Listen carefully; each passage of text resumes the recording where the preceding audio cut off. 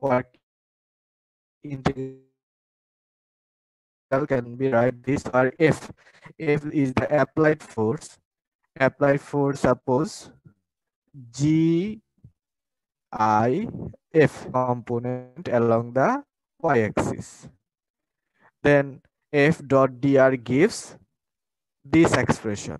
F dimensional case dxi plus dyj. So if we take the dot product between these two vectors, or f is a function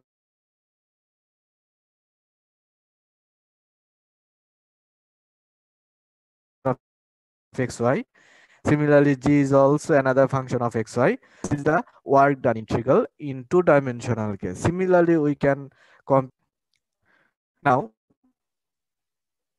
what does it actually mean that this is the path C? Okay, this path is known as path of integration. The parametric curve C in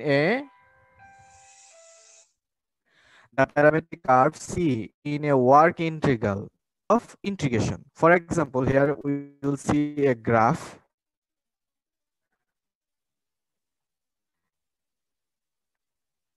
A figure.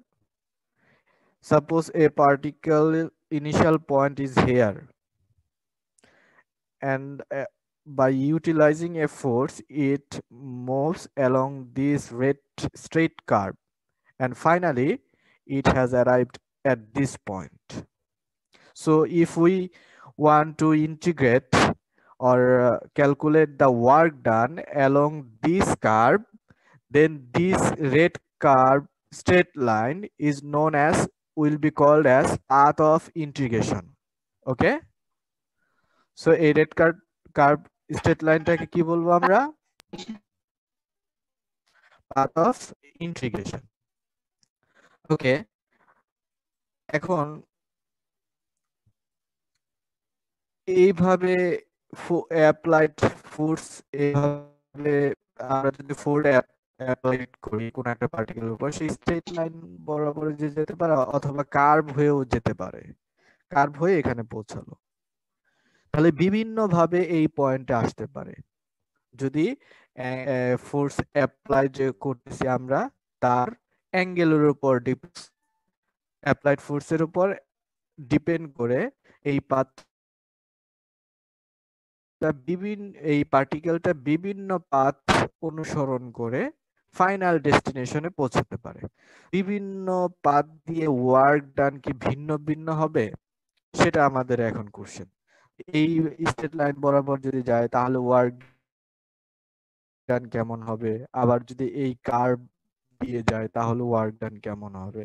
সবগুলো path দিয়ে আমাদের work done uniform হবে বা same হবে যদি এই vector ফিল্ডটা, পুরো ভেক্টর ফিল্ডটা, অর্থাৎ এই ফোর্স এফ, এই ভেক্টর ফিল্ডটা যদি কনজারভেটিভ হয়,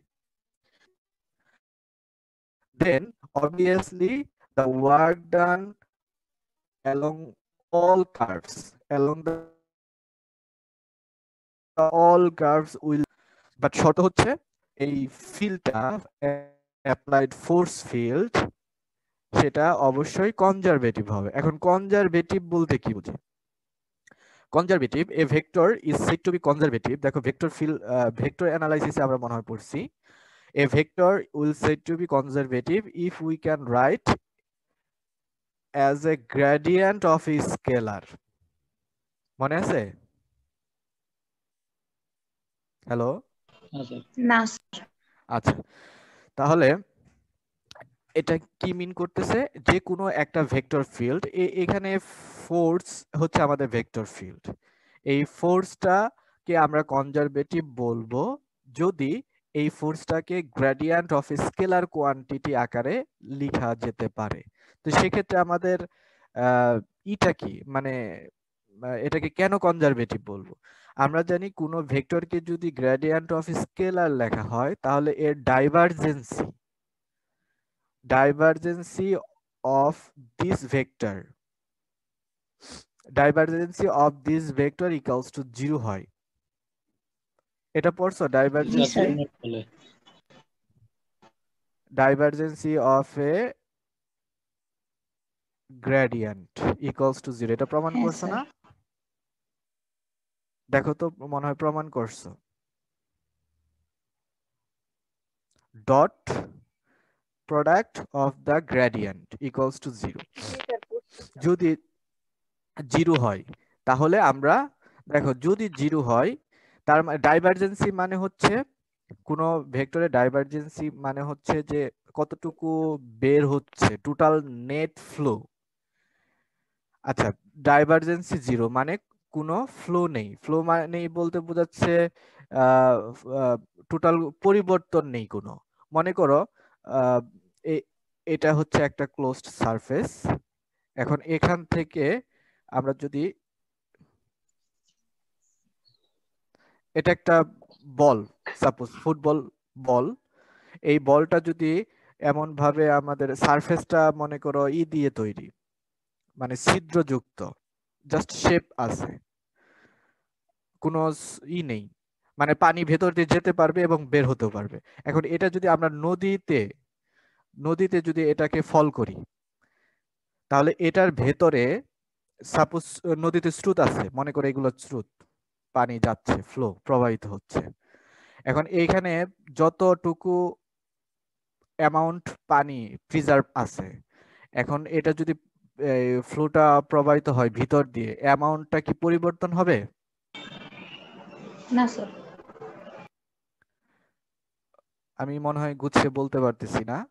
মনে করো এই ফুটবলটা হচ্ছে নেটের তৈরি, জালের, এবং সেখান দিয়ে পানি প্রবাহিত হতে পারবে এরকম। তো এখন ভেতরে এটা যদি আমরা পানিতে নিচে রেখে দেই, যতটুকু ভেতরে অ্যামাউন্ট ফ্লুইড থাকবে, পানির যে ভেতরে যতটুকু থাকবে, এখন স্রোত প্রবাহিত হওয়ার পরও এই ভেতরে কি অ্যামাউন্টের পরিমাণ সেম থাকবে না পরিবর্তন হবে? পরিবর্তন হবে। কিভাবে পরিবর্তন হবে?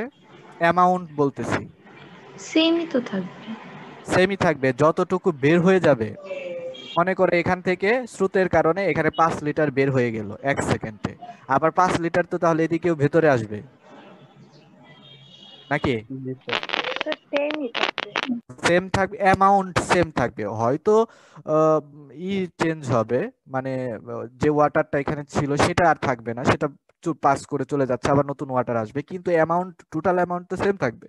যতটুকু ইনপুট হচ্ছে ততটুকু আবার আউটপুট হচ্ছে, তাহলে এটাই হচ্ছে কনজারভেটিভ। সো সেক্ষেত্রে এটার ডাইভারজেন্সি, অফ দ্য ফ্লুইড ভেক্টর, এই অ্যামাউন্ট, এই ফুটবলের ভেতরে ইকুয়ালস টু 0 আসবে। এটাই হচ্ছে কনজারভেটিভের মূল থিম। সো এখানেও তাই, যে আমাদের একটা ফিল্ড এফ যদি কনজারভেটিভ হয়,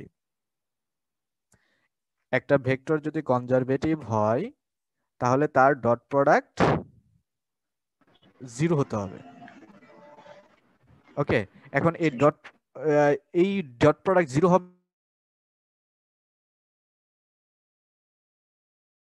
হবে তখনই যদি ওই এক্সপ্রেস করা যায়। আর এই স্কেলারটাকে বলা হয় পটেনশিয়াল ফাংশন। আমরা ফ্লুইড মেকানিক্সে এটা পড়বো 4th ইয়ারে, বা 3rd ইয়ারে মেবি। এখন এটাকে বলা হয় পটেনশিয়াল ফাংশন। সো এফ হচ্ছে কনজারভেটিভ ফিল্ড, যাকে আমরা গ্রেডিয়েন্ট আকারে লিখতে পারবো of some potential function phi. তাহলে এই পার্টিকেলটা কোন পাথ দিয়ে যাচ্ছে তার উপর ডিপেন্ড করবে না। সব পাথ দিয়ে, যে কোনো পাথ দিয়েই যাক না কেন, এই পার্টিকেলটা এই পজিশন থেকে এই পজিশনে, যে কোনো পাথ দিয়ে, এই পাথ, স্ট্রেট লাইন অথবা বাঁকা, যে কোনো কার্ভ দিয়ে যাক না কেন, টোটাল ওয়ার্ক ডান সব সময় কনস্ট্যান্ট থাকবে। এটাই আমরা এখন দেখব। এটা তাহলে এখানে বলা হচ্ছে independency of a path, path থেকে স্বাধীন। আচ্ছা, আমরা একটা ফোর্স নিচ্ছি f y i plus x j is conservative. দেখো এই ফোর্সটা, এই এফ ফোর্সটা কনজারভেটিভ। কেন ফোর্সটা কনজারভেটিভ? কারণ এই এফটাকে গ্রেডিয়েন্ট অফ এফ ভেক্টরটাকে গ্রেডিয়েন্ট অফ ফাই আকারে লেখা যায়, যেখানে ফাইটা হচ্ছে, ফাইটা কত এখানে বলো, যে এখানে লেখা আছে phi equals to XY X into Y. তাহলে gradient of X into Y সমান সমান কত হবে বলো তো দেখি। গ্রেডিয়েন্ট মানে হচ্ছে ওই যে i del del x YI plus XJ। YI plus XZ plus two dimensional, আমরা তাহলে দুইটা নিই, জে ডেল ডেল কে। ওকে, জি স্যার এইটা হচ্ছে আমাদের ন্যাবলা, এন্ড ন্যাবলার সাথে এক্স ইন্টু ওয়াই যদি মাল্টিপ্লাই করো সবার সাথে দিয়ে দাও, যদি প্রথম কম্পোনেন্টের সাথে দাও তাহলে এক্স এর সাপেক্ষে ডেরিভেটিভ করলে রেজাল্ট কত আসবে এখানে থেকে, YI তাহলে YI ওয়াই আই, আর ওয়াই এর সাথে ডেরিভেটিভ করলে এক্স জি জে। দেখো এই যে y i plus x j, তার মানে এই এফ ভেক্টরটাকে আমরা নেবলা ফাই আকারে লিখতে পাচ্ছি, যেখানে ফাই এর ভ্যালুটা হচ্ছে এক্স ইন্টু ওয়াই। সো এই ভেক্টর ফিল্ডটাকে বলবো আমরা কনজারভেটিভ। ওকে, দেখো জি তো স্যার ঠিক আছে কি। So this vector field is known as this is conservative, this vector field is conservative because it can be expressed as the gradient of xy. নাও এবার আমরা এখান থেকে কি দেখবো, এক্সাম্পল 1 থেকে আমরা একটা পার্টিকেল এই ফিল্ডে ধরে নিলাম moves from the point 00 to the point 11। কোথা থেকে কোথায় যাচ্ছে, 00 পয়েন্ট থেকে, এটা হচ্ছে 00 পয়েন্ট, দেন এই পয়েন্টটা হচ্ছে 11 পয়েন্ট। ওকে, জি স্যার নাও আমাদের এখন আমাদের কনফার্ম করতে হবে the value of the work integral, এটা হচ্ছে ওয়ার্ক ইন্টিগ্রালের এক্সপ্রেশন, ইজ দ্য সেম, সব সময় সেম থাকবে, along the following three different parts. এই যে তিনটা পাত এখানে রেড কালার দিয়ে দেখাচ্ছে, এই যে স্ট্রেট এটা দেখো 0.00, এটা হচ্ছে 11, তাহলে স্ট্রেটটা হবে y ইকুয়াল টু x, তাহলে স্ট্রেটটা হচ্ছে y equal to x, y equal two mx, মূলবিন্দুগামী সরলরেখা 0 দিয়ে যাচ্ছে।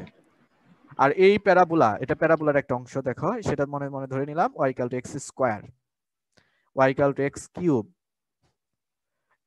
ওকে, এই কার্ভটা ধরে নিলাম y equal to x square, sorry নিচেরটা হবে y equal to x square, উপরটা হবে y equal to x cube.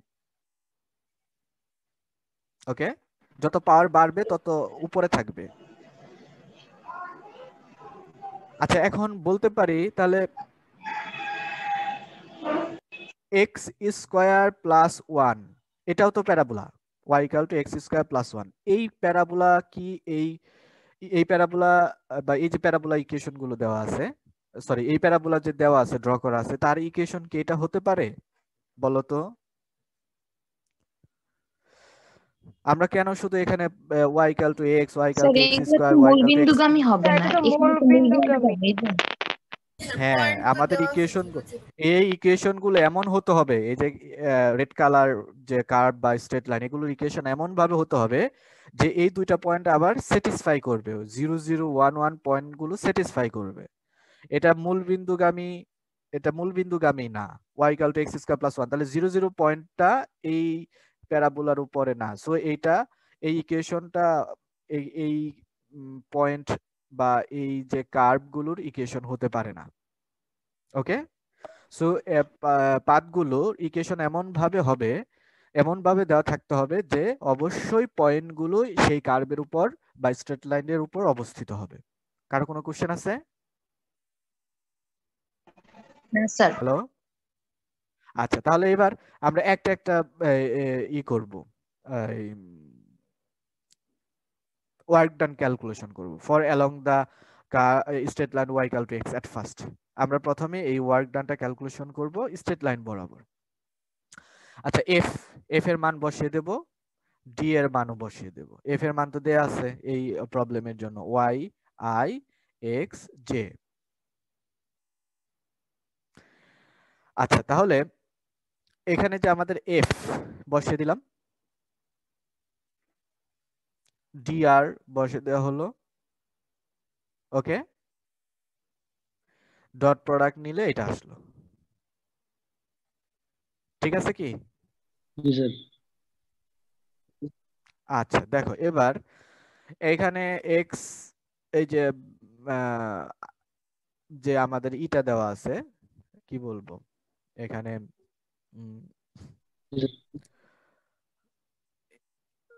যে integrand y dx x dy আর যে আমাদের পাথটা দেওয়া আছে y ইকুয়াল টু কি পাথ দেওয়া আছে y ইকুয়াল টু বলো x x এই সি যে পাথ সি পাথ তার ইকুয়েশন হচ্ছে y ইকুয়াল টু x এখন এটাকে যদি প্যারামেট্রিক ইকুয়েশনে লিখতে চাই তাহলে আমি লিখতে পারি x equals to t y equals to t তাহলে তো x ইকুয়ালস টু y হলো নাকি যদি প্যারামেট্রিক একটা নির্দিষ্ট প্যারামিটার আকারে লিখতে চাই জি স্যার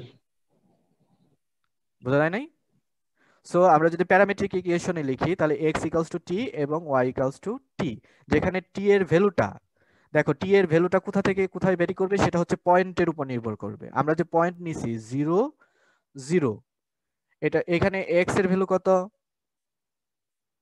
0 0 আবার যে শেষ পয়েন্ট সেখানে x এর ভ্যালু কত 1 1 1 আবার y এর value initially 0 initial point ending point 1 তাহলে x t এর ভ্যালুটা অবশ্যই 0 থেকে শুরু হতে হবে t এর ভ্যালু যদি 0 থেকে শুরু হয় দেখো x এর লোয়ার ভ্যালু হচ্ছে 0 y এর লোয়ার ভ্যালু 0 হয় আপার ভ্যালু 1 এর জন্য t এর আপার ভ্যালু 1 এর জন্য x এর আপার ভ্যালু 1 এবং অলসো y এর আপার ভ্যালু 1 হয় সো ইন প্যারামেট্রিক ফর্মে আমরা যদি লিখি তাহলে এই কন্ট্রোল এই কার্ভ লাইন ইন্টিগ্রালটা আমাদের এরকম হবে y এর বদলে t লেখো t dx x এর বদলে কি লিখবো t তাহলে dt প্লাস x এর বদলে t লিখি dy এর বদলে কি লিখবো dt dt তাহলে কি পাবো আমরা 2t dt 2t dt তাহলে ভেরিয়েবল এখন একটা চলে আসছে প্যারামেট্রিক ইকুয়েশনে নিয়ে আমাদের কি লাভ সুবিধাটা কি সুবিধাটা হচ্ছে এখানে দেখো যে ইন্টিগ্রেশনটা ছিল সেখানে ভেরিয়েবল ছিল দুইটা কিন্তু আমরা যখন প্যারামেট্রিকে নিয়ে যাব তখন একটা নির্দিষ্ট প্যারামিটারে আসবে তখন ইন্টিগ্রেশনটা হয়ে যাবে সিঙ্গেল ভেরিয়েবলের সো তখন আমাদের পারফর্ম করা ইজি সো এই কারণে আমরা এটা প্যারামেট্রিক ইকুয়েশনে কনভার্ট করে নিচ্ছি সো এবার t এর lower limit 0 upper limit 1 so finally gives work done equals to 1 along the curve or straight line y equal to x আচ্ছা এবার এইটাই যদি আমরা y equal to x square path দিয়ে যাই ওয়ার্ক ডান বের করব y equal to x square same thing করতে হবে আমাদের আমরা প্রথমে x এর ইকুয়ালস টু t নিলাম তাহলে y সমান সমান কত ধরতে হবে t square x equals to t নিলে y সমান সমান t স্কয়ার তাহলে t প্যারামিটারের মাধ্যমে তাহলে আমাদের এই এক্সপ্রেশনটা কেমন হবে এই ওয়ার্ক ডানের যে ওয়ার্ক ডান ইন্টিগ্রাল সেই এক্সপ্রেশনটা কেমন হবে t প্যারামিটারের মাধ্যমে এখানে x y এর বদলে কি বসাবো t স্কয়ার কত বসাবো বলো t স্কয়ার t স্কয়ার আর এই যে এখানে dx dt তাহলে t square dt first term থেকে সেকেন্ড টার্ম x এর বদলে কি t t dy এর বদলে dt স্কয়ার এই তো 2t dt না d dt স্কয়ার তারপরে ডেরিভেটিভ করো বা একসাথেও করতে পারো t স্কয়ার dt প্লাস এই dt স্কয়ার মানে হচ্ছে 2t dt am I right G sir তাহলে t into 2t into dt ওকে তাহলে 2t square t square dt তাহলে 3t স্কয়ার হয়ে যাবে এই যে এখানে দেখো 3t স্কয়ার এইটাও ইন্টিগ্রেশন করো দেখো 1 আসবে similarly y equal to x cube y equal to x cube এই পাথ দিয়ে যদি আমরা ওয়ার্ক ডান ক্যালকুলেট করি সিমিলারলি সেমই আসবে ওকে সো এই যে কোনো পাথ নিয়ে আমরা আসলাম দেখা গেল সেম আসতেছে, তার মানে পাথের উপর কি ডিপেন্ডেন্ট, ওয়ার্ক ডান কি পাথের উপর ডিপেন্ডেন্ট হচ্ছে? না স্যার। তাহলে এটা পাথ ইন্ডিপেন্ডেন্ট, তাহলে ওয়ার্ক ডান কি হয়ে যাচ্ছে, পাথ ইন্ডিপেন্ডেন্ট। কখন? শর্ত আছে, যদি কনজারভেটিভ হয়, যদি ফিল্ডটা কনজারভেটিভ হয়, আদারওয়াইজ কিন্তু হবে না। ওয়ার্ক ডান সব সময় ইউনিফর্ম হবে না। যদি এই আমাদের ভেক্টর ফিল্ড সেটা যদি কনজারভেটিভ না হয় তাহলে ওয়ার্ক ডান এক এক সময় এক একটা আসবে। আচ্ছা, এবার ফান্ডামেন্টাল থিওরাম অফ ইন্টিগ্রাল আমরা পড়ব, যা পড়লাম সেটাই।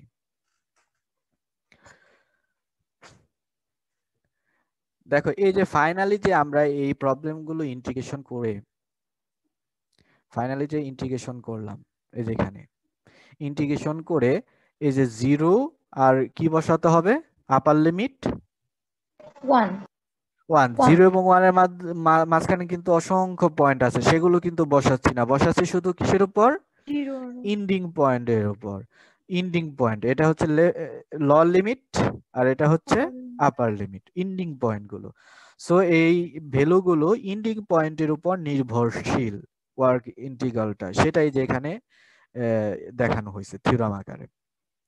এটা তো আমরা ফান্ডামেন্টাল থিওরাম অফ ক্যালকুলাস জানি যে ডেফিনিট ইন্টিগ্রাল এর ভ্যালুটা ওই শুধুমাত্র বাউন্ডারি পয়েন্টের উপর নির্ভরশীল। এটা কিন্তু খুব গুরুত্বপূর্ণ একটা জিনিস। এটা মিনিং কিন্তু আমরা এমনি অভ্যস্ত ক্যালকুলেশন করে, বাট মিনিং হচ্ছে আমরা যে ইন্টিগ্রেশন করতেছি, ইন্টিগ্রেশনের ডোমেন কত এখানে বলো তো, এই ইন্টিগ্রেশনের ডোমেন কি? ইন্টিগ্রেশনের ডোমেন হচ্ছে কোথায় অবস্থিত? ইন্টিগ্রেশনের ডোমেন এক্স অ্যাক্সিসের উপর অবস্থিত, এক্স অ্যাক্সিসের উপর অবস্থিত, x ইকুয়ালস টু a থেকে y ইকুয়ালস টু b। তাহলে ডোমেন আলটিমেটলি, এই ইন্টিগ্রেশনের ডোমেন আলটিমেটলি এইটুকু, এই লাইনটুকু, এইটুকুর মধ্যে আমাদের ইন্টিগ্রেশন করতে হবে। এখন এই a এবং b এর মাঝখানে অসংখ্য পয়েন্ট আছে, সেইগুলোর উপর দেখো মান নির্ভরশীল না। নির্ভরশীল হচ্ছে আমরা বের করতেছি শুধুমাত্র ইন্ডিং যে পয়েন্ট, টার্মিনাল যে পয়েন্ট, ডোমেনের যে boundary point, A B domain, আমাদের ইন্টিগ্রেশনের ডোমেন হচ্ছে এ বি ক্লোজ ইন্টারভ্যাল। এই ইন্টারভ্যালের যে বাউন্ডারি পয়েন্ট, একটা হচ্ছে এ আর একটা হচ্ছে বি, এই বাউন্ডারি পয়েন্টের মানের উপর শুধুমাত্র নির্ভরশীল। ওকে, মন থাকবে? হ্যালো, আচ্ছা, এবার যদি আমরা ডাবল ইন্টিগ্রেশন করি, দেখো ডাবল ইন্টিগ্রেশনের ডোমেন কোথায় থাকে? ডাবল ইন্টিগ্রেশনের ডোমেন কোথায় থাকে? প্লেনে। এই যে মনে করে এটা একটা এক্স ওয়াই প্লেন, এইটা হচ্ছে আমাদের আর, ক্যাপিটাল আর। ওই যে দেখো মাল্টিপল ইন্টিগ্রালে পড়ে এখানে আর লিখছিলাম, মনে আছে? এই হচ্ছে আর ডোমেন। তাহলে এই ডোমেনটুকুর উপরে যদি আমরা ইন্টিগ্রেশন করি তাহলে ইন্টিগ্রেশনের ভ্যালু, দেখো এই ডোমেনের ভেতরে অসংখ্য পয়েন্ট আছে, সবগুলো পয়েন্টের উপর নির্ভর করবে না, নির্ভর করবে শুধুমাত্র বাউন্ডারি পয়েন্টের উপর। বাউন্ডারি পয়েন্ট কোথায় অবস্থিত? এই রিজনের বাউন্ডারি পয়েন্টগুলো কোথায়? আর রিজনে না, এই যে বাউন্ডারি হচ্ছে এই যে কার্ভের উপর অবস্থিত। তাহলে এই ডেফিনিট ইন্টিগ্রালের ভ্যালুটা ইন ডাবল ইন্টিগ্রেশন নির্ভর করবে এই বাউন্ডারি পয়েন্টগুলোর উপর। এইটাই হচ্ছে আমাদের পরবর্তীতে একটা থিওরাম, এটাকে বলা হয় গ্রিন থিওরাম। আবার যদি 3 ডাইমেনশনালে যদি হয় ইন্টিগ্রেশন, যদি করি তিনটার ইন্টিগ্রেশন যদি থাকে ভেরিয়েবল, তখন তার ডোমেন কোথায় অবস্থিত? স্পেসে। মনে করো ফুটবল একটা স্পেস, ফুটবল একটা মনে করো ভলিউম বি, ফুটবলের ভেতরে এইটুকুর ভেতরে আমরা এই ইন্টিগ্রেশন পারফর্ম করব সাপোজ। তাহলে এই ফুটবল টুকু হচ্ছে ইন্টিগ্রেশনের ডোমেন। এই ডোমেনের বাউন্ডারি এখন কে? ফুটবলের বাউন্ডারি কে?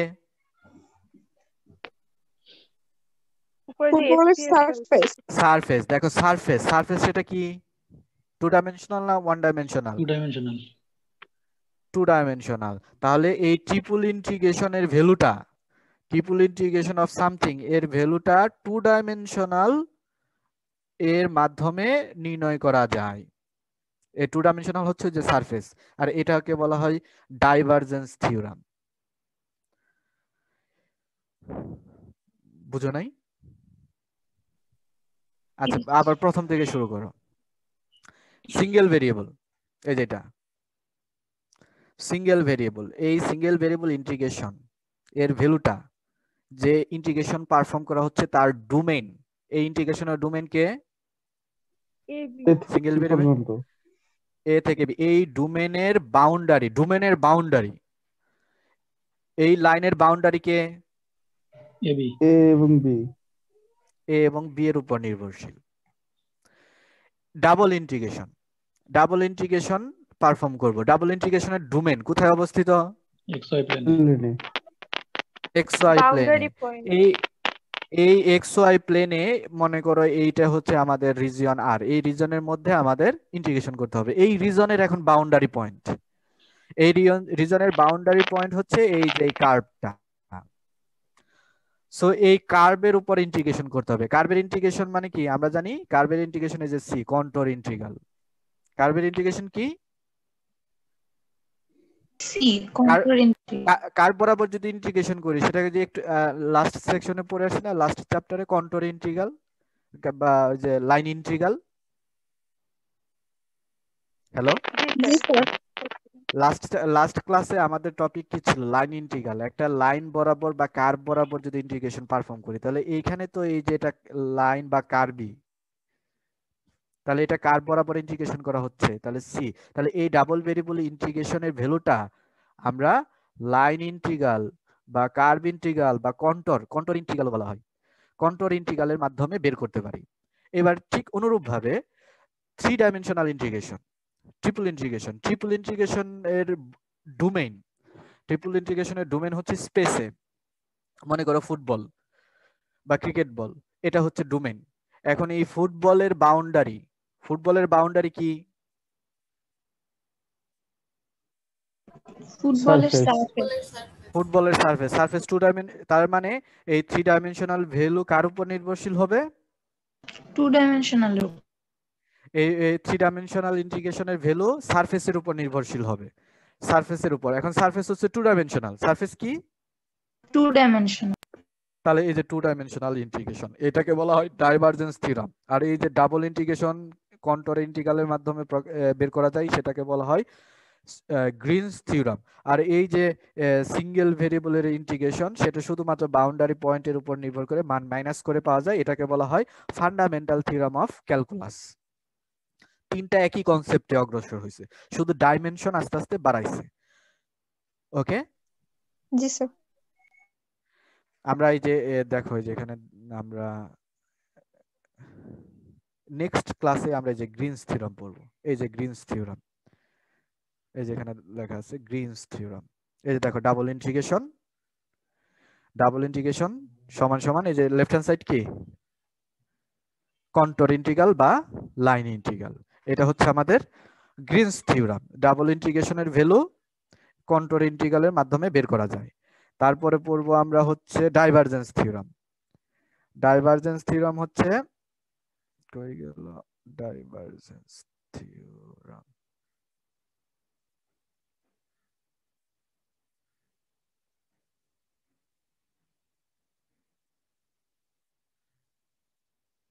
এই যেটা ডাইভারজেন্স, এইখানে দেখো এক নাম্বার ইকুয়েশন, এখানে ইন্টিগ্রেশনটা কি ধরনের?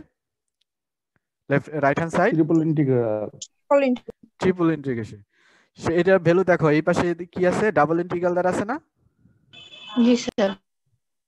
তাহলে এটা ডাবল ইন্টিগ্রেশনের মাধ্যমে, ট্রিপল ইন্টিগ্রেশনের ভ্যালুটা ডাবল ইন্টিগ্রেশনের মাধ্যমে বের করা সম্ভব হচ্ছে, আর এটাকে বলা হচ্ছে ডাইভারজেন্স থিওরাম। এই সবগুলো থিওরাম একটা কনসেপ্টের উপরেই অবস্থিত, সেটা হচ্ছে যে ইন্টিগ্রেশনের যে ডোমেইন, সেই ডোমেইনের বাউন্ডারি পয়েন্টের উপর নির্ভরশীল ইন্টিগ্রেশনের মানটা।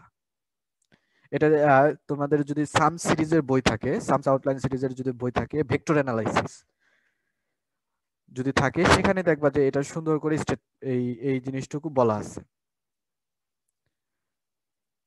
কোথায় পাবা বলো তো? কোথায় আছে? সাম সিরিজের ভেক্টর অ্যানালাইসিস বই। ভেক্টর অ্যানালাইসিস বইয়ে। সাম সিরিজের ভেক্টর অ্যানালাইসিস বই কিনছিলা? জি স্যার। জি স্যার। যদি থাকে সেটা দেখবা, খুলে দেখবা যে এটা সুন্দর করে দেওয়া আছে। সেখানেও কিন্তু যে আমরা যা পড়তেছি সেখানেও হয়তো পাবা। আচ্ছা কোথায় জানাচ্ছিলাম, এই যেটা। এখন fundamental theorem of line integral. Line ইন্টিগ্রালের ফান্ডামেন্টাল থিওরামটা আমরা দেখব। আগেটা ছিল ফান্ডামেন্টাল থিওরাম অফ ক্যালকুলাস, এই যেটা fundamental theorem of calculus, but now it's fundamental theorem of line integrals. Suppose that F of x, যেখানে বোল্ড লেটার থাকবে সেটা ধরে নিতে হবে ভেক্টর। এফ দেখো এখানে বোল্ড আকারে লেখা আছে, so it would be a vector. So f vector equals to f of x I plus gyj is a conservative vector field. So আমরা প্রথমে ধরে নিলাম এটা হচ্ছে একটা conservative vector field in some open reason D, একটা reason D সেইটুকুর ভেতরে। So যেহেতু কনজারভেটিভ, অবশ্যই এই ভেক্টরকে ন্যাবলা অফ সামথিং স্কেলার আকারে লিখতে পারবো, nabla of something scalar. So এই ভ্যালুটা,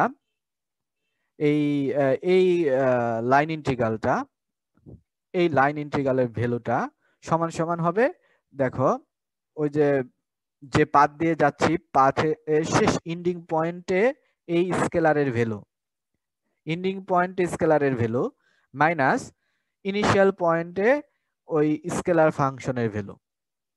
দেখো তো বুঝতে পারছি কিনা? জি স্যার। জি স্যার। ইন্ডিং পয়েন্টে স্কেলার ভ্যালু। আচ্ছা আমাদের প্রিভিয়াস এক্সাম্পলটা দেখো, আমাদের প্রিভিয়াস এক্সাম্পল এখানে ফাই সমান সমান কত ছিল? ফাই এক্স ওয়াই সমান সমান এক্স ইন্টু ওয়াই। তাহলে ইন্ডিং পয়েন্টে ফাই এর ভ্যালু কত? ইন্ডিং পয়েন্টে এই প্রবলেমের জন্য কত? 1। ইন্ডিং পয়েন্ট হচ্ছে 1 1, মানে এই দেখো যে যদি টু প্যারামেট্রিক এ নিচ্ছি না, কারণ এখন তো এক্স ওয়াই আছে, এখানে এক্স এর ভ্যালু 1, ওয়াই এর ভ্যালু 1 ইন্ডিং পয়েন্টে, মাইনাস ইনিশিয়াল পয়েন্ট এ ফাই এর ভ্যালু, ফাই হচ্ছে যেটা ইনিশিয়ালে 0 0 সমান সমান ফাই 1 1 ভ্যালু কত হবে এটা ইউজ করে? মাইনাস সমান সমান 1। তাহলে fundamental theorem of line integral যদি ইউজ করে তাহলে দুই লাইনে তুমি এইটা বের করতে পারবা, দুই লাইনে এই ইন্টিগ্রেশনের ভ্যালুটা বের করতে পারবা। এই পাথ দিয়ে যাও, এই পাথ দিয়ে যাও, আর যে পাথ দিয়ে যাও। যদি ফান্ডামেন্টাল থিওরাম অফ ইন্টিগ্রালস এ তার শর্ত আছে, শর্ত হচ্ছে যে কনজারভেটিভ হতে হবে। যদি কনজারভেটিভ হয় তাহলে আবার এই ফাইটা বের করতে হবে। ফাইটা যদি বের করতে পারি তাহলে আর আমাদের ক্যালকুলেশন করার দরকার নেই। ইন্ডিং পয়েন্টে ফাইর ভ্যালু মাইনাস ইনিশিয়াল পয়েন্টে ফাইর value, that's our total work done. Okay, এটা হচ্ছে আমাদের fundamental theorem of line integral. Okay, এটা দেখো যে প্রমাণ দেওয়া আছে, এই যে হচ্ছে প্রমাণ। এটা আমরা কিভাবে প্রমাণ করব? খুবই ইজি প্রমাণ। দেখো এটা হচ্ছে আমাদের ওয়ার্ক ডান। এখন আমাদের প্রমাণ করতে হবে এই ওয়ার্ক ডান সমান সমান এইটা, এটা আমাদের প্রমাণ করতে হবে। এই ওয়ার্ক ডান সমান সমান এই এক্সপ্রেশন দিয়ে আনতে হবে আমাদের। আচ্ছা আমরা প্রথমে যে স্টেটমেন্টে দেখো এফ সম্পর্কে কি ইনফরমেশন দেয়া আছে? What will be f? Vector field and also conservative. Vector field also conservative. বলো। কনজারভেটিভ। তাহলে এফ কে আমরা ন্যাবলাফাই আকারে লিখতে পারি, পারবো? জি স্যার। তাহলে যদি nabla f equals to nabla phi হয়, ন্যাবলার মান বসিয়ে দাও, ন্যাবলার যে এক্সপ্রেশন, তাহলে এফ সমান সমান এটা লেখা যেতে পারে। Am I right? G sir. জি স্যার। আচ্ছা এই যে এটা, তাহলে এই এফ এর বদলে এটা লিখলাম। তারপরে আছে ডিআর, ডিআর এর বদলে যে ডিএক্স আই ডিওয়াই যে লেখো, তাহলে ডট প্রোডাক্ট নিলে আমরা এটা পাবো। দেখো তো ঠিক আছে কিনা? ঠিক আছে, হ্যাঁ জি স্যার। আচ্ছা এবার আমরা যদি মনে করো এই যে কি যেন বলে,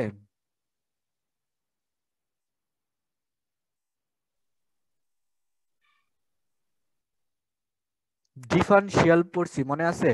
if z equals to z of x y, then dz, dz equals to del z del x into dx plus del z del y into dy। দেখো তো মনে আছে কিনা? জি স্যার। আমাদের এই কোর্সের শুরুর দিকে ডিফারেনশিয়াল, হ্যাঁ স্যার পড়ছিলাম। টোটাল ডিফারেনশিয়াল, কি নাম এটা? আরেকটা নাম হচ্ছে টোটাল ডিফারেনশিয়াল। সো এই যে এই এক্সপ্রেশনটা phi del phi del X DX del phi del Y DY, এটাকে সমান সমান লেখা যায় ডি ফাই। কি লেখা যাবে? কি লেখা যাবে এটাকে? D phi. এতে ডি ফাই মানে ডেরিভেটিভ, ডেরিভেটিভ আর সামনে ইন্টিগ্রেশন কাটা যাবে, কাটা যে শুধু থাকবে phi upper lower a upper b. এটা একটা পদ্ধতি। আর এখানে করছে অন্যভাবে। এখানে কিভাবে করছে? এখানে করছে হচ্ছে প্যারামেট্রিক ইকুয়েশনে নিয়ে আমরা এক্স যে কম্পোনেন্ট সেটা ধরে নিলাম এক্স টি, ওয়াই ধরে নিলাম ওয়াই টি ইন প্যারামিটার টি, যেখানে টি এর ভ্যালু এ থেকে বি পর্যন্ত ভ্যারি করে। সো এই পর্যন্ত আমাদের ঠিক আছে। তাহলে এখানে dx আছে, dx সমান সমান কি লেখা যায়? দেখো এটা হচ্ছে x, x equals to xt। তাহলে dx সমান সমান কি লেখা যাবে বলো? dx সমান সমান কি লেখা যাবে? dx dt। x এর ভেতরে কি আছে? t আছে না? তাহলে d, এটাকে আমরা dx বাই dt লিখে আবার এই যে ব্র্যাকেটে থার্ড ব্র্যাকেটে আবার বাইরে t দিচ্ছি, তাহলে কেটে যাবে এবং এই dx dt del phi del x dx dt del phi del y dy dt, এটা হচ্ছে চেইন রুল থেকে, আবার চেইন রুল থেকে আবার এটা লিখছে। আমরা প্রথমে এখানে dt নিলাম, ওই x এর ভেতরে t আছে দেখে dt নিলাম, আবার এখানে dt নিলাম y এর ভেতরে t আছে দেখে, দুই জায়গায় t বেশি নেওয়া হচ্ছে, ডিভাইড করা হচ্ছে, আবার t মাল্টিপ্লাই করে দিলাম। তাহলে এই পর্যন্ত ঠিক আছে। এবার এই থার্ড ব্র্যাকেটের এক্সপ্রেশনটুকু দেখো, ফাই এক্স এর ভেতরে টি আছে, ওয়াই এর ভেতরে টি আছে। এখন আমরা যে চেইন রুল পড়ছি প্রথম দিকে, chain rule d phi dt, chain rule use করে কত হবে বলো?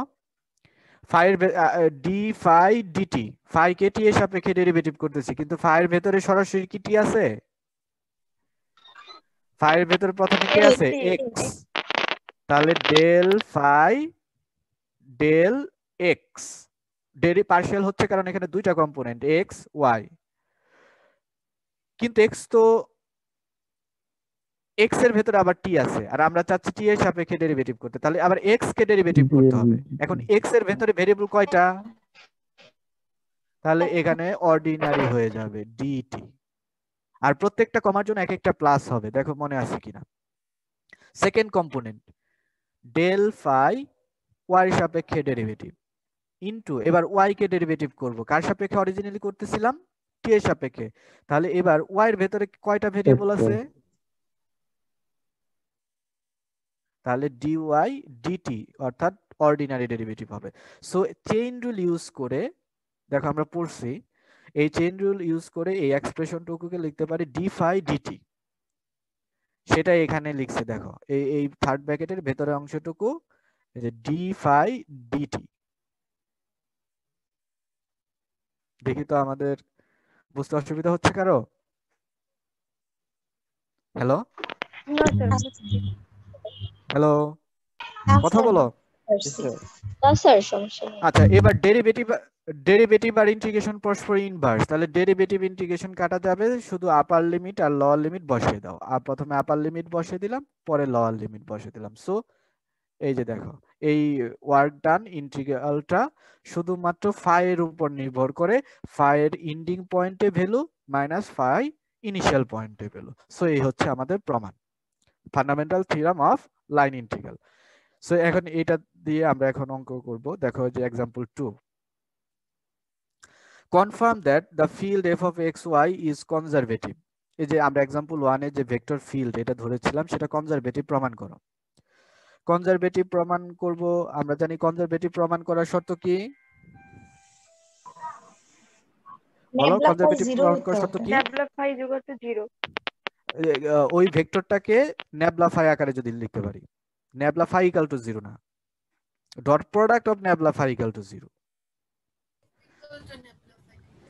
এই ভেক্টরটাকে যদি ন্যাবলাফাই আকারে লিখতে পারি, ন্যাবলাফাই আকারে যদি লিখতে পারি, ওকে।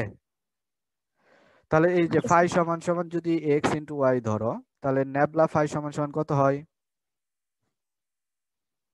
y i x j, এটা সমান সমান কোশ্চেন অনুযায়ী কত, f। তাহলে ন্যাবলাফাই সমান সমান কি পেলাম, f পেলাম। সো এ প্রমাণ হয়ে গেছে যে এই ভেক্টর ফিল্ড সমান সমান ন্যাবলাফাই আকারে লিখতে পাচ্ছি, সো কনজারভেটিভ। সো এবার fundamental theorem of line integral use করে এই ইন্টিগ্রেশন, এই ওয়ার্ক ডান ইন্টিগ্রালের ভ্যালু কত আসবে। একটু আগে আমরা যে পড়ে আসলাম যে ওয়ার্ক ডান ইন্টিগ্রালের ভ্যালু কার উপর নির্ভরশীল, ফাইয়ের উপর।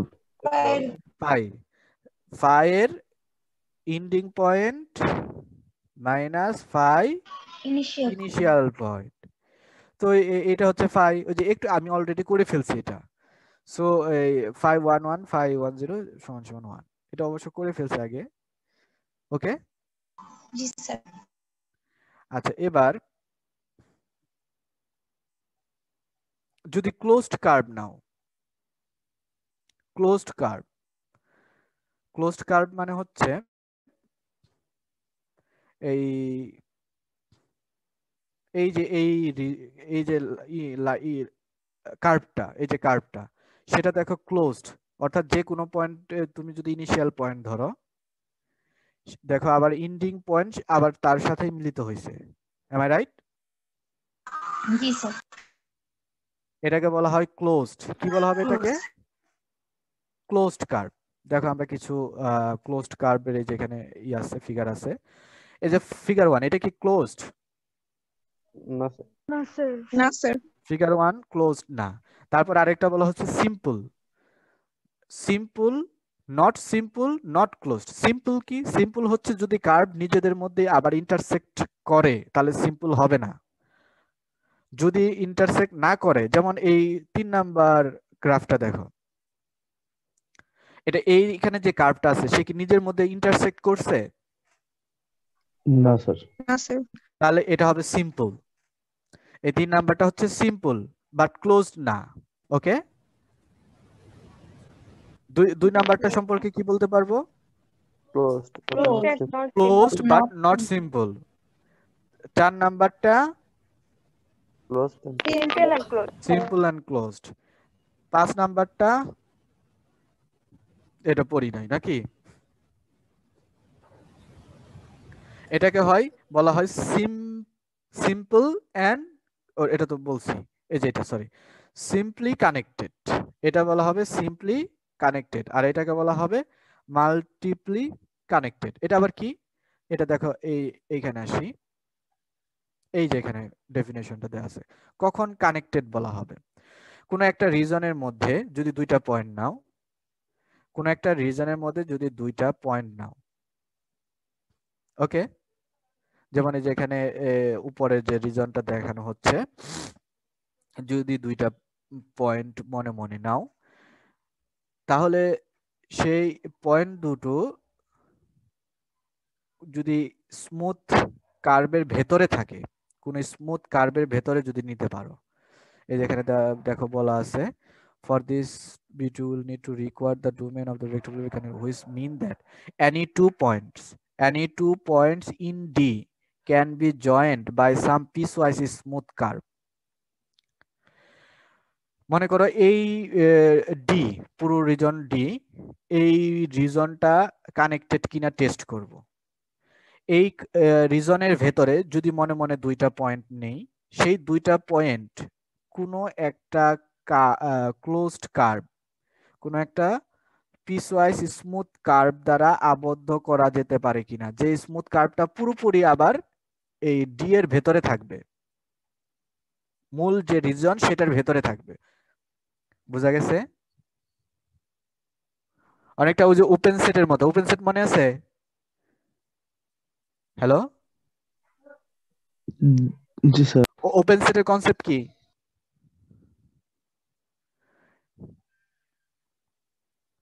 কিছুই বলো না। Open interval is an open. মনে করো ওপেন সেট, হ্যাঁ ইন্টারভেল সেট একই 5 7, এটা ওপেন কেন? এটাকে ওপেন বলবো কেন? 5 আর 7 বাদে আর কি। 5 আর আরে সংজ্ঞা অনুযায়ী বলো, রিয়েল অ্যানালাইসিসের যে সংজ্ঞা পড়ছো। স্যার কারণ এটা নেইবারহুড গুলা 5 আর 7 নেইবারহুড ভিতরে নাই ইন্টারভেলের। আরে, কি পড়ো?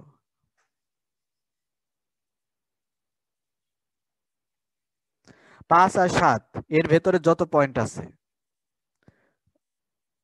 অ্যাক্সিস, রিয়েল নাম্বার অ্যাক্সিস, মনে মনে এটা ধরো 5, এটা মনে মনে ধরো 7। 5 আর 7 এর ভেতরে বা যে সেটটাকে আমি টেস্ট করতেছি এটা ওপেন কিনা, is it open or not, এই সেটের ভেতরে যত পয়েন্ট আছে সবগুলো পয়েন্ট এর জন্য, মনে করো এই 5 থেকে 7 এর ভেতরে 6 আছে, আছে জি স্যার। আছে কিনা বলো? জি স্যার। 6 এর জন্য একটা নেইবারহুড পাবো। নেইবারহুড, প্রত্যেকটা নেইবারহুড আবার ওপেন সেট, প্রত্যেকটা নেইবারহুড আবার একটা ওপেন সেট। এইটার জন্য কমপক্ষে একটা নেইবারহুড পাওয়া যাবে 6 এর জন্য, যে নেইবারহুডটা ওই সেটের ভেতরে আবার বিলং করে। 5 আবার এবং 7 এর ভেতরে আছে। মনে করো 6 এর নেইবারহুড আমি এভাবে নিলাম 5.96.1, এটা হচ্ছে তোমার 6 নেইবারহুড। Am I right? জি জি স্যার। স্যার। একটা নেইবারহুড, অসংখ্য নেইবারহুড, যে কোনো পয়েন্টের বা যে কোনো এলিমেন্টের অসংখ্য নেইবারহুড পাওয়া যাবে, কিন্তু কমপক্ষে একটা নেইবারহুড তুমি পাবা যে নেইবারহুডটা পুরোপুরি ওই সেটের ভেতরে থাকবে। এই 5 আর 7 এই সেটের ভেতরে থাকবে।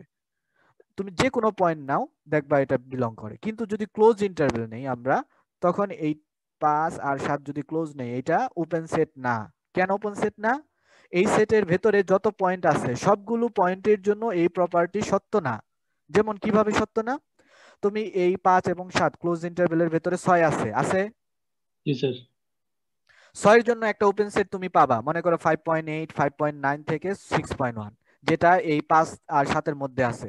তো 6 এর জন্য প্রপার্টিটা সত্য হলো, কিন্তু সবার জন্য হতে হবে। তুমি 7 দেখো এই ভেতরে আছে, এই সেটের ভেতরে 7 আছে, জি স্যার।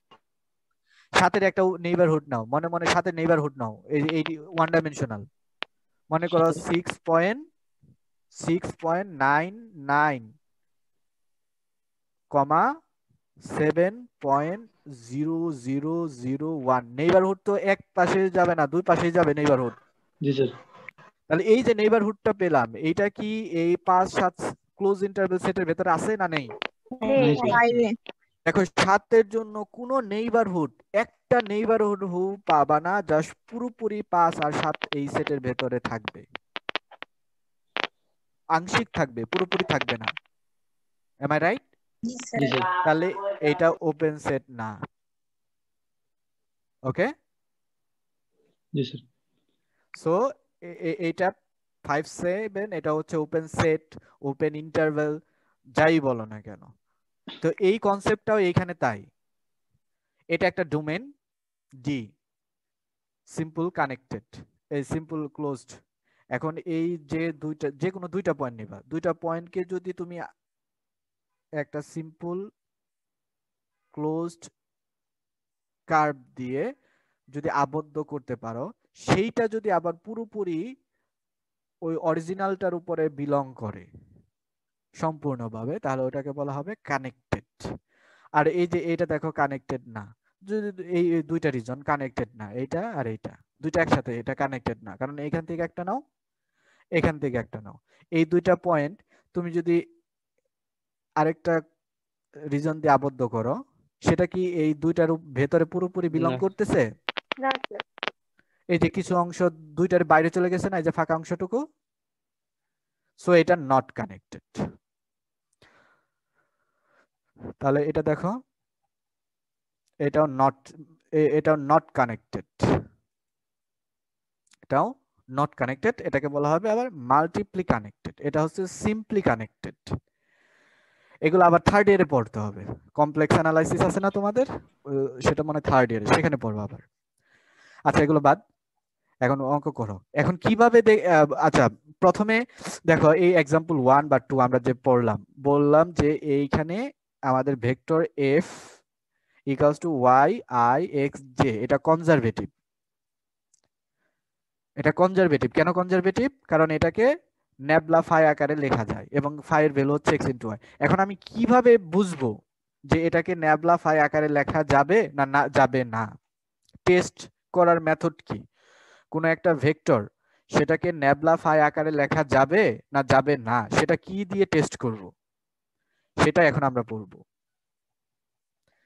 সেটা হচ্ছে দিস কন্ডিশন। কোন একটা ভেক্টর ফিল্ড সেটা কনজারভেটিভ হবে কি হবে না, তার শর্ত হচ্ছে this.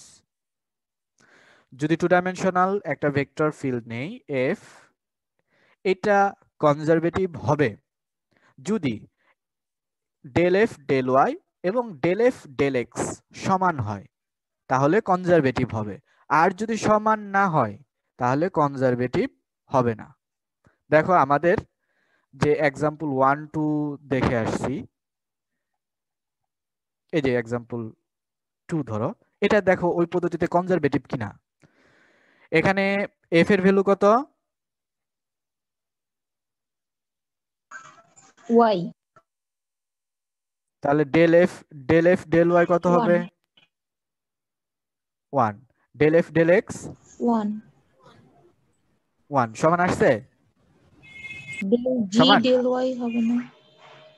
del f del g del x, হ্যাঁ del f del y del g del x কত আসছে? সমান আসছে? জি স্যার। তাহলে এটা অবশ্যই কনজারভেটিভ এবং তুমি একটা ফাই পাবাই 100%। একটা ফাই মিনিমাম একটা ফাই পাবোই। ওকে, জি স্যার। তাহলে এবার দেখো টেস্ট করব। Example 3, is it conservative? এটা এখন কনজারভেটিভ কিনা টেস্ট করব। एग्जांपल 3,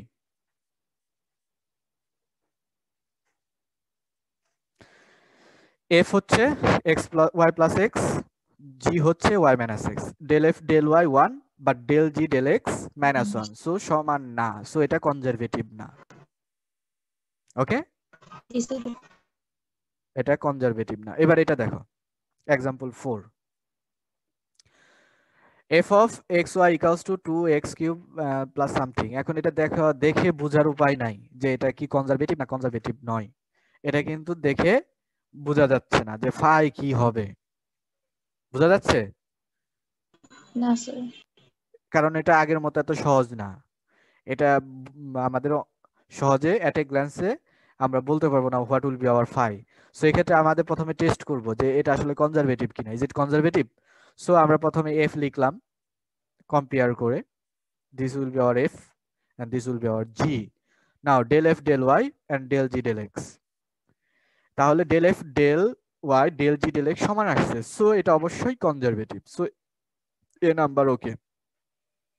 যেহেতু কনজারভেটিভ তাহলে মিনিমাম কমপক্ষে একটা ফাই আছে, কমপক্ষে অবশ্যই একটা কি থাকবে? ফাই প্রেজেন্ট থাকবেই, অবশ্যই থাকবে। ওকে, বুঝা জি যায়? স্যার। আচ্ছা, তাহলে এবার এই বি নাম্বার টাস্ক, ফাই বের করো, ওই পটেনশিয়াল ফাংশন। ফাই নাম কি? What is the name of phi? Potential function. Potential function. এই পটেনশিয়াল ফাংশন বের করো এটা থেকে, ডেল ফাই ডেল এক্স, এটাকে ইন্টিগ্রেশন করে ফার্স্ট। আবার বি নাম্বার হচ্ছে ডেল ফাই ডেল ওয়াই, ওটাকে ইন্টিগ্রেশন করে। আচ্ছা, phi is a function of, ফাইয়ের ভেতরে শুধু এক্স ওয়াই আছে, phi is a function of x Y নাকি? জি স্যার। আচ্ছা, যেহেতু কনজারভেটিভ এফ, তাহলে এফ সমান সমান কি লেখা যাবে? Nabla phi. এফ সমান সমান কি লেখা যাবে? Nabla phi. এটা তো আমাদের ডেফিনেশন, এফ সমান সমান নেবলা ফাই। আচ্ছা, নেবলা ভেঙে দাও, যেহেতু টু ডাইমেনশনাল, নেবলা ভেঙে দাও। I del del x, phi দিয়ে দাও, j del phi del y. Is it okay? জি স্যার। তাহলে নেবলা ফাই সমান সমান এটা লিখলাম, নেবলার এক্সপ্রেশন বসে দিয়ে ফাই সবাইকে দিয়ে দিয়ে।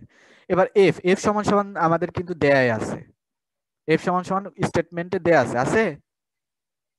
হ্যাঁ স্যার। তাহলে দুইটা ভেক্টর সমান, লেফট হ্যান্ড সাইডে এফ ভেক্টর, রাইট হ্যান্ড সাইডে এই ভেক্টর, দুইটা ভেক্টর কখন সমান হয়? যদি করসপন্ডিং কম্পোনেন্ট গুলো ইকুয়াল হয়। যেমন এখানে আই এর কম্পোনেন্ট কে? ডেল ফাই বাই বলো। Del phi del del x. এই পাশে এফ এর আই এর কম্পোনেন্ট কে? 2x y cube. 2xy cube. Okay, hello, জি স্যার। এ এত কষ্ট হচ্ছে কেন কথা বলতে? ওয়াই কম্পোনেন্ট কি বলো এবার? জে, জের কম্পোনেন্ট রাইট হ্যান্ড সাইডে del phi del y, right hand সাইডে এফ এর জের কম্পোনেন্ট কি? 1 প্লাস 3x। তাহলে দেখো আমরা কম্পেয়ার করে এই দুইটা ইকুয়েশন পেলাম। এখন আমরা বি নাম্বার আনসার করব। 5 বের করতে বলা হচ্ছে integrating del phi del x. দেখো এই যে ডেল ফাই ডেল এক্স, এইটা থেকে আমাদের 5 বের করতে বলছে। আমরা জানি ডেরিভেটিভ আর ইন্টিগ্রেশন পরস্পর ইনভার্স, যেহেতু এখানে ডেরিভেটিভ আছে, সো ইন্টিগ্রেশন করলে আমাদের ডেরিভেটিভ চলে যাবে, তাই না? জি স্যার। জি স্যার। তাহলে এইখানে ডেরিভেটিভ করা হচ্ছে কার সাপেক্ষে? x এর সাপেক্ষে। এখানে x এর সাপেক্ষে ডেরিভেটিভ করা হচ্ছে, তাহলে ইন্টিগ্রেশনও করতে হবে x এর সাপেক্ষে, ইন্টিগ্রেশনও করতে হবে। x এর সাপেক্ষে। তাহলে y কি? এই যদি Constant. আমরা এখানে যদি x এর সাপেক্ষে ইন্টিগ্রেশন করি, এখানে দেখো y ও আছে না? জি স্যার। তাহলে এখানে y কি? কনস্ট্যান্ট। x এর সাপেক্ষে ইন্টিগ্রেশন করার সময় y এখানে কনস্ট্যান্ট হিসেবে ধরতে হবে। আচ্ছা, তাহলে এখানে ইন্টিগ্রেশন করে x এর সাপেক্ষে, আমরা জানি ইন্টিগ্রেশন আর ডেরিভেটিভ পরস্পর ইনভার্স, সো ইন্টিগ্রেশন x এর সাপেক্ষে করলে ইন্টিগ্রেশন আর ডেরিভেটিভ কাটাকাটি, যে এখানে ফাই থাকবে, শুধু phi. Right hand side integration with respect to x, কিন্তু ইনডিফিনিট ইন্টিগ্রাল করতেছে, অবশ্যই একটা কি থাকতে হবে? কনস্ট্যান্ট কনস্ট্যান্ট টার্ম থাকতে হবে। দেখো সেটার নাম দেওয়া হচ্ছে এখানে কে ওয়াই। কি দিচ্ছে? কে ওয়াই। কেন কে ওয়াই? কারণ এখানে ইন্টিগ্রেশন করা হচ্ছে কার সাপেক্ষে? x এর সাপেক্ষে। তাহলে ওয়াই কি? ওয়াই কি? Constant. আমরা ধরে নিলাম কনস্ট্যান্ট হচ্ছে K, but K is a function of y. K is a function of Why? Y. তাহলে K is a function of y যদি হয়, তাহলে এক্স এর সাপেক্ষে পুরোটা কি? আমি যদি বলি এফ অফ এক্স সমান সমান এক্স স্কয়ার, তাহলে ওয়াই এর সাপেক্ষে এফ অফ এক্স কি? কনস্ট্যান্ট। কনস্ট্যান্ট। তাহলে এইখানে কে ওয়াই এক্স এর সাপেক্ষে কি? কনস্ট্যান্ট। আমরা যেহেতু ইন্টিগ্রেশন করতেছি এক্স এর সাপেক্ষে, তাহলে কে ওয়াই হচ্ছে আমাদের ইন্টিগ্রেটিং কনস্ট্যান্ট। ওকে, যখন এর কোনো কিছুকে ধরে ইন্টিগ্রেশন করবা, এক্স ওয়াই জেড কে কনস্ট্যান্ট ধরে, তখন ইন্টিগ্রেটিং কনস্ট্যান্টটাকে এরকম ফাংশন আকারে লিখতে হয়, যার সাপেক্ষে করতেছো সেটা বাদে যা আছে সেগুলো। ওকে, সো এখানে এক্স এর সাপেক্ষে ইন্টিগ্রেশন করতেছো, এক্স বাদে যা আছে, এক্স বাদে কে আছে? ওয়াই, তাহলে ওয়াই এর ফাংশন হতে হবে। ওকে, দেন এইবার এই কে ওয়াই বের করতে পারলেই কিন্তু আমাদের ফাই এর ভ্যালু বের হয়ে গেল। দেখো তো ঠিক বলছি কিনা? জি স্যার। আমাদের ফাই বের করতে বলছে, যদি কে ওয়াই এর ভ্যালুটা বের করা সম্ভব হয়, তাহলেই কিন্তু আমাদের ফাই এর ভ্যালু বের হয়ে গেল। এখন কিভাবে বের করব? সেটা বের করার জন্য এই যে আবার দ্বিতীয়, দেখো এটা আমরা ইউজ করে ফেলছি, এখন এইটা ইউজ করব, এইটা ইউজ করব। এইটা ইউজ করার জন্য ফাই কে কার সাপেক্ষে ডেরিভেটিভ করা হচ্ছে? y এর সাপেক্ষে। তাহলে আমরা যে 2 নাম্বার ইকুয়েশন পেলাম, সেটা এইটা ইউজ করার জন্য আমরা এই ফাই কে ওয়াই সাপেক্ষে ডেরিভেটিভ করি। এই যে এই 12 নাম্বার ইকুয়েশনকে, এটাকে ওয়াই সাপেক্ষে ডেরিভেটিভ করো, যাতে আমি এটা ইউজ করতে পারি। ওকে, ডেরিভেটিভ করলাম, right hand side x square y cube, এটা হবে 3y স্কয়ার। এখানে দেখো কে ওয়াই, যেহেতু কে এর ভেতরে ওয়াই আছে, ডেরিভেটিভ করলে কে প্রাইম ওয়াই, কে এর ভেতরে ওয়াই ছাড়া আর কেউ আছে? না স্যার না স্যার তাহলে ওয়াই সাপেক্ষে ডেরিভেটিভ গুলো অর্ডিনারি ডেরিভেটিভ, কে প্রাইম বুঝো নাই? এখানে পার্শিয়াল ডেরিভেটিভ হয় না, অর্ডিনারি ডেরিভেটিভ হয়েছে। কেন হয়েছে? কারণ কে এর ভেতরে শুধুমাত্র ওয়াই আছে। সো ওয়াই সাপেক্ষে ডেরিভেটিভ গুলো তো কে প্রাইমই আসবে, বা ডি কে ডি ওয়াই এরকমই তো আসবে। সো এটা লিখলাম। এবার ডেল ফাই ডেল ওয়াই সমান সমান কত? এই 11 নাম্বার ইকুয়েশন থেকে 1 + 3x² + y² 1 + 3x² লিখো। এবার কম্পেয়ার করো, দেখো 3x² y² 3x² y², ওকে ক্যান্সেল, কাটা। তাহলে কে প্রাইম y² সমান সমান কত আসলো? 1 এখন এখান থেকে কে এর ভ্যালু বের করতে পারবো আমরা কিভাবে? এখানে দেখো কে প্রাইম, কে এর ভেতরে কে আছে শুধু ওয়াই, তাহলে ওয়াই সাপেক্ষে যদি ইন্টিগ্রেশন করো, ওয়াই সাপেক্ষে যদি ইন্টিগ্রেশন করো এটাকে, তাহলে কে প্রাইম সমান সমান কে কি হবে? y plus K y plus f prime x, f prime x কে যদি ইন্টিগ্রেশন করো এক্স এর সাপেক্ষে, তাহলে কি আসবে? এফ এক্স আসবে না? fx plus c f x plus c, okay. তো ঠিক অনুরূপ ভাবে এখানে তাই দুই পাশে ইন্টিগ্রেশন করো, এক পাশে না দুই পাশে ইন্টিগ্রেশন করো, লেফট হ্যান্ড সাইডে আসবে K y. Am I right? Right hand সাইডে জি স্যার 1 এর ইন্টিগ্রেশন কার সাপেক্ষে করতেছো? y y এর ওয়াই সাপেক্ষে তাহলে এখানে ওয়াই প্লাস কে। কে এইবার কিন্তু ভেরিয়েবল একটা, এখানে ভেরিয়েবল কয়টা? একটা একটা, এই কারণে কিন্তু কে শুধু কনস্ট্যান্টই থাকবে। মানে এখানে কার সাপেক্ষে ইন্টিগ্রেশন করছো? y এর সাপেক্ষে ওয়াই ছাড়া আর কোনো ভেরিয়েবল আছে এখানে?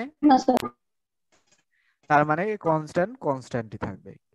কিন্তু ওয়াই ছাড়া যদি অন্য কিছু থাকে তখন কনস্ট্যান্ট তার ফাংশন হবে। Am I right? Yes sir জি স্যার আচ্ছা, তাহলে কে ওয়াই এর ভ্যালু পেলাম ওয়াই প্লাস কে। এই কে ওয়াই এর ভ্যালুটা 12 নাম্বার ইকুয়েশনে বসিয়ে দাও। 12 নাম্বার ইকুয়েশনে বসিয়ে দিলাম, ফাই ইকুয়ালস টু এই যে পেয়ে গেলাম x² y³ + y + k, যেখানে কে হচ্ছে আরবিট্রারি কনস্ট্যান্ট। কে কি? আরবিটারি কনস্ট্যান্ট এটা কিন্তু x y এর উপর ডিপেন্ড করতেছে না, কে শুধু কনস্ট্যান্ট। তাহলে কে এর ভ্যালু 0 হতে পারে, 1 হতে পারে, 2 হতে পারে, 3 হতে পারে, কিন্তু এইখানে এই যে কে ওয়াই সেটা কিন্তু কনস্ট্যান্ট এর উপর নির্ভর করতেছে। সো এই কে এর ভ্যালু 0 হলে একটা ফাই পাবো, কে এর ভ্যালু 1 দিলে আরেকটা ফাই পাবো, তাহলে কতগুলা ফাই সম্ভব? অসংখ্য তাহলে এই যে দেখো phi is not unique. Phi কি ইউনিক হবে? না না স্যার স্যার আচ্ছা, তাহলে এই যে বি নাম্বার হয়ে গেল। তাহলে এইভাবে সি নাম্বারটা বের করবা। সি নাম্বারটা বের করতে গেলে প্রথমে ইন্টিগ্রেশন করতে বলছে কার সাপেক্ষে? y এর সাপেক্ষে ওয়াই, সেম ভাবে করো, এখানে করা আছে ওয়াই সাপেক্ষে ইন্টিগ্রেশন করবা, সেম ভাবে, এই যে সেম আসবে রেজাল্ট। আচ্ছা, এবার ওয়ার্ক ডান কত হবে? টোটাল ওয়ার্ক ডান কত? এই যে এটা যে বের করলাম, টোটাল ওয়ার্ক ডান কত? ওয়ার্ক ডান যে এটাই দেখো, এটা হচ্ছে ওয়ার্ক ডানের integration, lower limit upper limit f dot dr. F এর ভ্যালু দেখো যেটা, যে এফ এর ভ্যালু যে আমরা যেটা ধরছি এখানে, এখানে দেওয়া আছে কোশ্চেনে এফ ডিআর। তাহলে এটা হচ্ছে এফ ডিআর, তাহলে এটা সমান সমান এফ ডিআর লিখলাম। তাহলে fundamental theorem of line integral সমান সমান কি লিখতে পারি? Phi 3 1 minus 5 ending point ending minus ending 5 point minus initial 5 point. Upper initial point, point initial point. So 5 বের করছো, 5 বের করে এখানে তুমি নাম মান বসিয়ে দাও 3 1, এখানে মান বসিয়ে দাও আবার 4 1। দেখো কে কে কাটা যাবে -50, তাহলে কে এর ভ্যালু এর উপর ডিপেন্ড করতেছে না, কে এর ভ্যালুর উপর ডিপেন্ড করতেছে না। সো -50 টোটাল ওয়ার্ক ডান।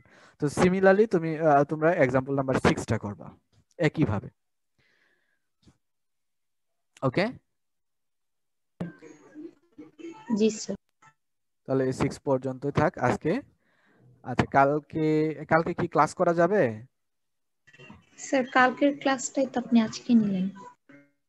আমি সামনের সপ্তাহে ক্লাস নেব না, বা 2 সপ্তাহ ক্লাস নেব না এরকম। কালকে 12টা